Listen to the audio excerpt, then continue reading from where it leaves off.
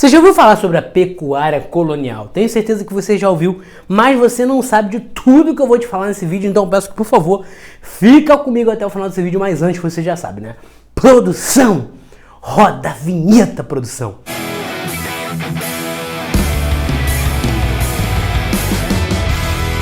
Fala, minha galera, SOS História, Professor Pedro Rissobo com mais um videozinho aqui no canal do YouTube pra vocês.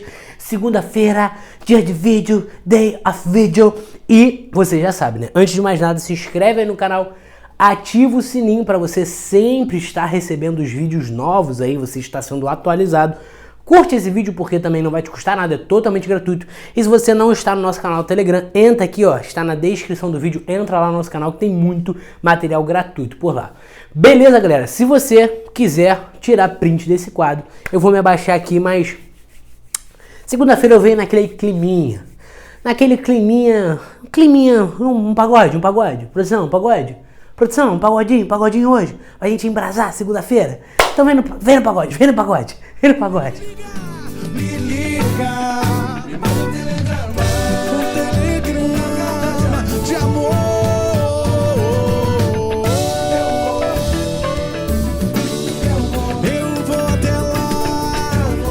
Eu vou até lá, me liga.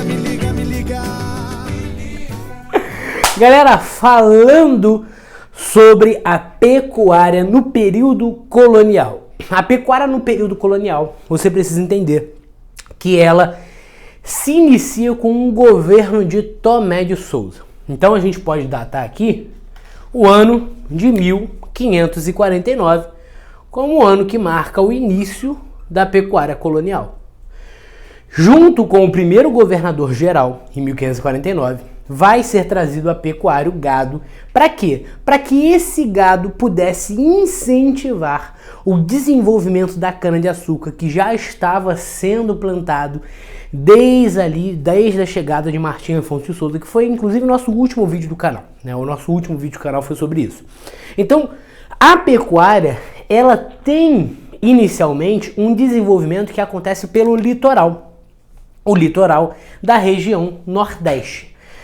O açúcar está sendo muito produzido no Nordeste, Pernambuco principalmente, São Vicente também mais para baixo, né? Não no Nordeste, um pouquinho mais para baixo, mas a pecuária começa a se desenvolver no Nordeste justamente porque o gado ele servia como uma forma de energia para os engenhos. Então a gente tem aquele engenho de trapiche, que é um engenho movido pela força animal. Então o gado vai lá, ó, pum, e servia de energia para os engenhos, né? Força motriz para os engenhos. Só que qual o problema? O problema é que inicialmente vai se desenvolver na região do Nordeste, principalmente Bahia, Pernambuco e a região do Maranhão também. Só que o problema é de que esse gado que se inicia no litoral, muitas das vezes ele estava muito colado ali com a economia açucareira. Estava muito próximo aos engenhos. E não tinha muitas divisões, muitas delimitações entre engenho e pecuária. Então, muitas das vezes, o gado ia lá e destruía as produções de açúcar dos engenhos, dos senhores de engenhos. E, obviamente, ninguém ficava feliz em perder uma plantação de cana-de-açúcar, né? Por favor, pelo amor de Deus.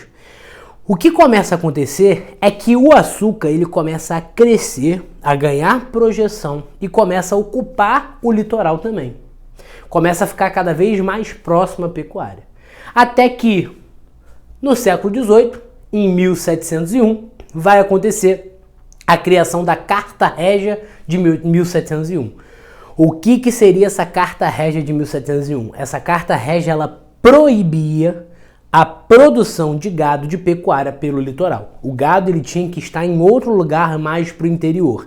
Então o que começa a acontecer é que inicialmente se desenvolve no litoral e depois vai se deslocando para o interior. Então a gente vai perceber que o gado ele é muito importante no processo de interiorização, que é o quê? É a saída para o interior. O gado é muito importante no processo de formação do território brasileiro, porque os pecuaristas eles começam a ocupar lugares que até então ninguém ocupava. Existia pecuarista no Brasil que tinha terras maiores que de Portugal. Então eles passam a ter muito dinheiro, mas eles saem do litoral, principalmente depois da Carta Régia que proíbe a presença da pecuária no litoral e começam a se deslocar para o interior do Brasil.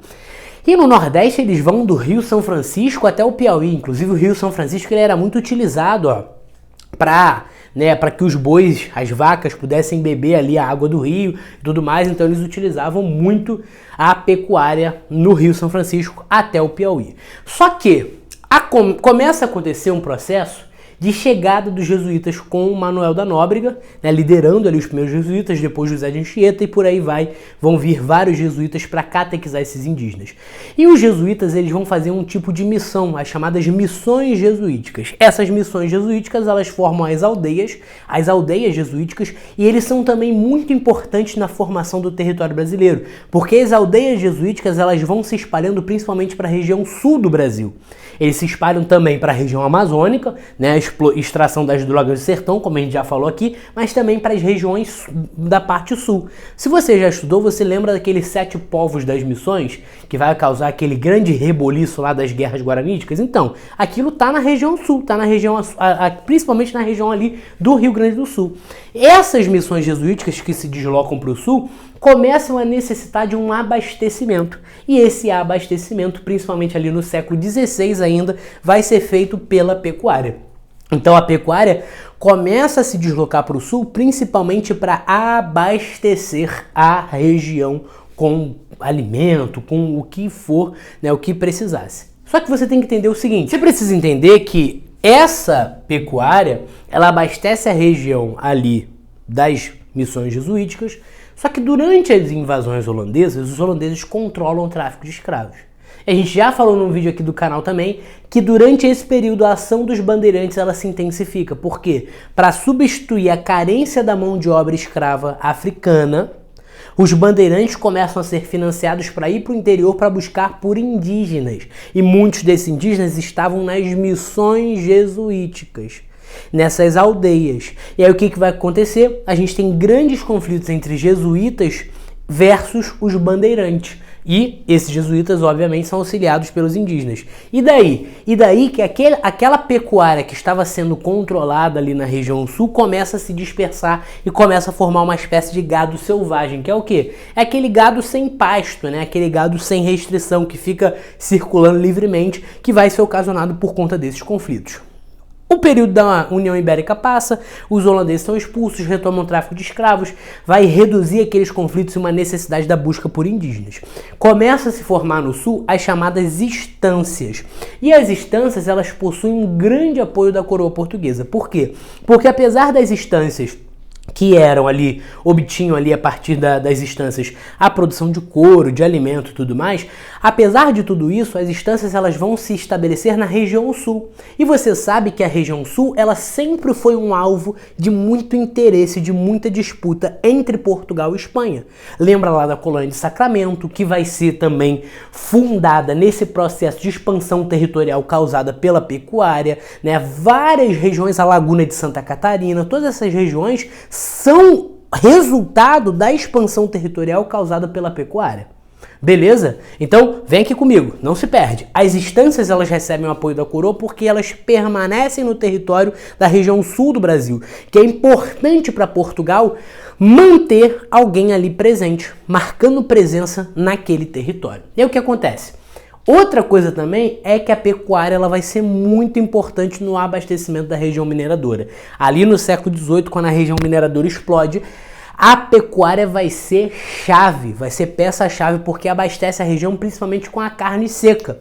Porque a carne seca ela tem sal, conseguia conservar a carne e por conta desse sal e conseguia manter ali por muito tempo a carne que vai servir para abastecer a região mineradora. Então o que a gente percebe? É que a pecuária ela possui diversas funções, como por exemplo o transporte de produtos, né? A pecuária vai transportar produtos, a pecuária vai transportar o ouro, a pecuária vai transportar o açúcar, a pecuária vai transportar muita coisa, inclusive o café lá no século XIX, principalmente na região do Vale do Paraíba, beleza? Então ela serve como transporte, também serve como força motriz, que a gente já falou aqui, ó, vem com o Tomé de Souza para ser força motriz nos engenhos, para gerar energia para os engenhos. Além disso, serve para alimentar, você sabe disso, serve para alimentação e também serve para o couro, né? extração de couro e comercialização desse couro. Só que o que você vai reparar é que a pecuária ela é basicamente voltada para o mercado interno. Ela não tem muitas funções de exportação, como é o caso, por exemplo, do açúcar, do tabaco, né? Ela é voltada para o mercado interno. E como é voltada para o mercado interno, não há por parte da coroa um grande incentivo na pecuária, porque a coroa está objetivando ter lucros com a colônia, que é o caso do açúcar, que é o caso do tabaco, droga do sertão, café bem mais para frente, né? Ouro e por aí vai. Sempre voltando e focando em produtos voltados para o mercado externo. Como a pecuária é voltada para o mercado interno, não há grandes incentivos da coroa.